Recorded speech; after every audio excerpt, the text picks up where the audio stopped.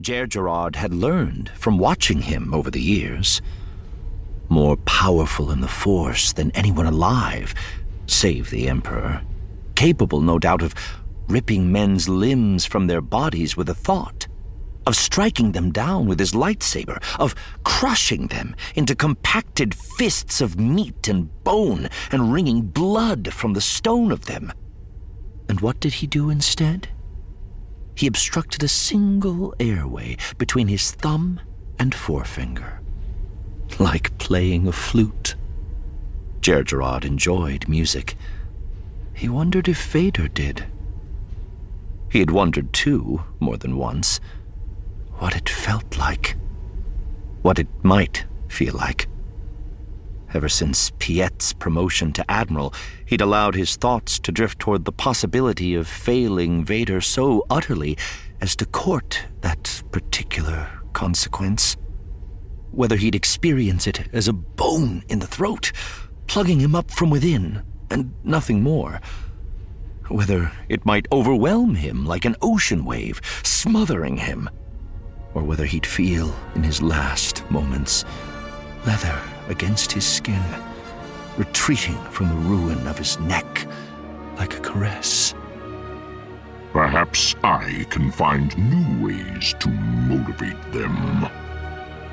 He did not allow himself to shiver until he knew he was out of sight.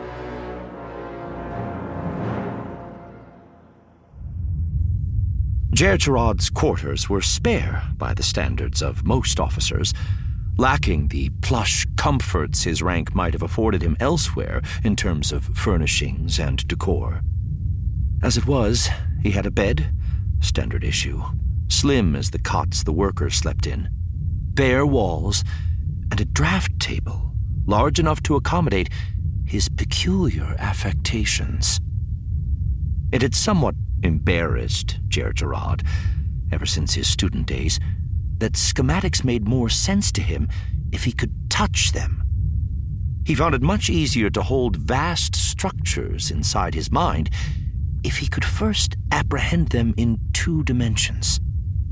He often did this on large datapads, but he preferred, wherever possible, to produce them on archaic physical media that he could hold flat beneath his palms, before activating the relevant holoprojections to flicker and pulse before him. Otherwise, the projections distracted him. He found it difficult to move past the smooth, false promise of a completed facade until he'd absorbed the plans with his hands. He'd been mocked for this in his youth, of course, as if it betrayed some immaturity, some lagging development. A child still mouthing the words of a story under his breath as he read. But as an adult, he'd cultivated this into a quaint but acceptable eccentricity. A large part of his discretionary funds were spent on reams of flimsoplast. The more antique in quality, the better. More embarrassing was the truth. There was an intimacy to the process he couldn't explain. In his first year as a recruit, Gerard had trained in basic field medicine, and it had struck him at the time that when a body was brought to him to treat, he saw it as a broken machine in need of fixing. Here it leaked fluid. There its circuits needed patching, or else the whole was scrap that couldn't even be reused. Gerard learned early on that he couldn't bear waste.